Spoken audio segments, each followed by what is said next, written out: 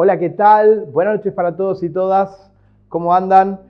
El país ya se expresó en estas primarias abiertas y simultáneas. La economía está muy complicada, incluso desde el lunes, pero ya en todos los búnker políticos se aprontan a ver cómo llegar al balotaje. Milei ha ganado esta elección de primer término, segundo Juntos por el Cambio, la sumatoria de Bullrich y Larreta, y luego Massa con Grabois. Pero ahí todo muy seguido, 30, 28 y 27. Y en algún punto quería hacer un pequeño análisis respecto de lo que pasó con el fenómeno Milei.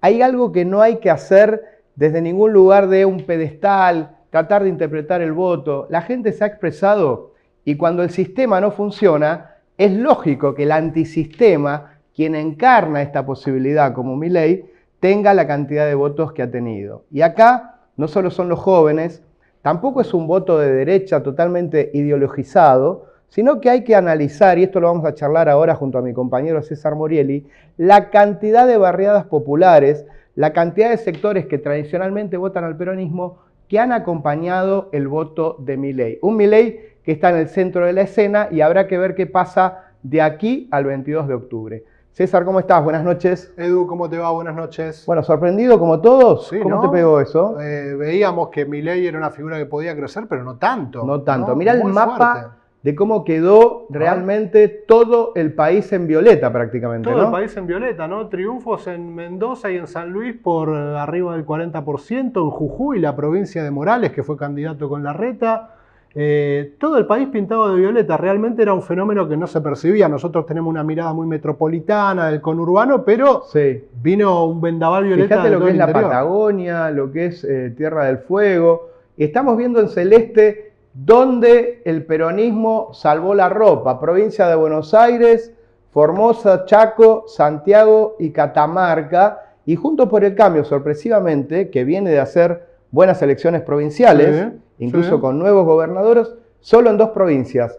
Entre Ríos y Corrientes. Sí, efectivamente. Algo de lo que también se habla poco, ¿no? Hablamos mucho del fenómeno de Milei, de quizá la cosecha de Massa que podría haber sido más alta, pero también hay que editorializar un poco de lo mal que le fue a Juntos por el Cambio. Y sí, porque la verdad que quedó en una instancia de segundo puesto, totalmente competitivo para el balotaje, pero a la vez, bueno, un punto más en la sumatoria que el peronismo, detrás de Milei, y Milei se queda con el voto opositor mayor, porque el oficialismo, que está en una situación tan complicada, mientras Alberto y Cristina, que son las máximas autoridades del país, no sabemos dónde están, no tienen ni siquiera una guía de explicarle a la gente por dónde seguir. Claramente todo el peso recae sobre Sergio Massa. Digo, ahora tiene otra oposición, que es la oposición de Libertad Avanza, y queda un poco desdibujada a Bullrich, ¿no? Sí, sí, también es un cuestionamiento, ¿no? A los amarillos, porque gobernaron hace muy poquito, siempre se debate sobre esto, a ver si la gente tiene memoria o no, lo que fue ese gobierno. Está bien, hay una lectura que hay un 60% que votó en contra del oficialismo, de Massa, del Frente Unión por la Patria, pero también tenés un 60% que votó en contra de Cambiemos. Y sí, ¿no? Porque me parece que lo que acá se da por primera vez como un fenómeno totalmente distinto a lo que tuvimos en 40 años de democracia, y sobre todo la grieta del 2019, cuando entre Macri y Alberto juntaron el casi 90% de los votos, es que acá se dio lo que dijo la vicepresidenta, 3 tercios, y una fuga para adelante de la grieta, que esto mucho no se ha hablado, que es, a ver, cansado de que toda esta pelea histórica de los últimos años da suma cero, la gente fuga, no sabemos hacia dónde, pero con Milei saltando la grieta como diciendo la verdad, esto y lo otro no me han dado respuestas, 2 últimos gobiernos muy malos de la democracia, el de Macri y el de Alberto, y perdido por perdido, y acá viene la cuestión, voy con Milei. Eso lo hemos escuchado mucho en la última semana. La alternativa a la grieta, que se intentó varias veces que sea el camino del medio, bueno, termina siendo una postura dura, en definitiva. Si querés ganarle a la grieta o querés tener una alternativa distinta a la grieta, tenés que ir con una postura más dura. Creo que de todas maneras lo que más llegó de Milei es el famoso que se vayan todos, algo así, que vuelve después del 2001 muy fuerte en su persona, y en el 2001, esa elección legislativa previa a la caída de la Rúa, algunos no lo saben, otros no se acuerdan, ese voto bronca lo canalizó Clemente, Bin Laden, un cacho de mortadela. Sí, la feta de jamón. Bueno, jamón no sé si Sí, habría, pero bueno, hemos encontrado de todo. Y ahora este hombre sí pudo expresar lo que en ese momento significó que el 50% del electorado había votado en blanco en esa legislativa. Hay que ver cómo sigue la cosa, todavía no está la última respuesta y lo que decíamos, la pelea por ver quién llega a salir primero y segundo. Es increíble, ¿no? Es una pelea donde van cabeza a cabeza los tres. Cualquiera de los tres puede darse la ecuación. Puede estar afuera, puede estar adentro, ¿no? Sí. Porque hay mucha gente que falta que asista a las urnas. Yo no sé si va a haber muchísima más gente votando en octubre. ¿Cuánto tuvimos? 62 en promedio conurbano y 69 en el país de participación. Claro, efectivamente. Un porcentaje bastante más bajo de lo que se espera siempre. Bueno, pero hay unos millones de personas que los candidatos van a ir a buscar y a tratar de convencer. Y hay que ver si van, pero esas personas van a hacer la diferencia. Bien. Porque cuando la diferencia es tan chiquitita, ¿no? Entre ellos. Te comparto con la gente el mapa del conurbano, porque hay mucha gente que nos mira justamente para ver cómo quedó el conurbano. Acá vemos mayoría de triunfos del peronismo de Unión por la Patria.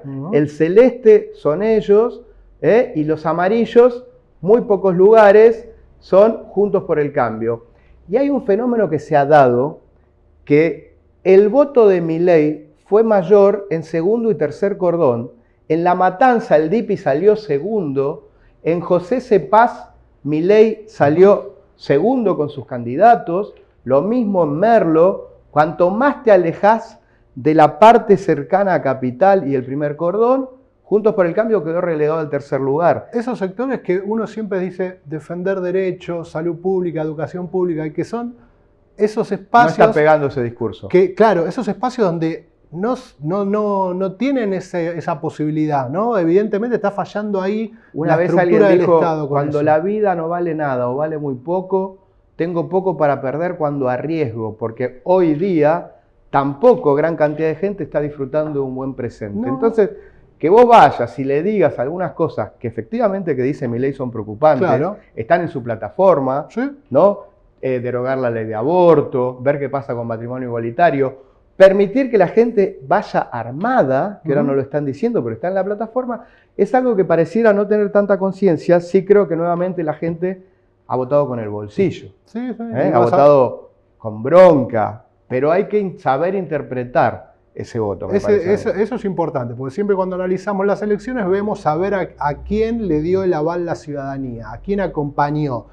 Y a veces cuando no te votan es porque te están diciendo que no a algo, no porque estén a favor de la persona a la que votaron. Vamos a segmentar un poquitito en este programa especial, analizando junto a César y con el equipo de La Noticia Web los resultados de este domingo. Lo que pasó en San Fernando, gran triunfo en las PASO de Juan Andriotti, que convalida su liderazgo, 50 y pico % de votos, saca mucho más que su aliado Massa, y esto decía el pasado domingo, se encamina Juan Andriotti a su reelección en San Fernando.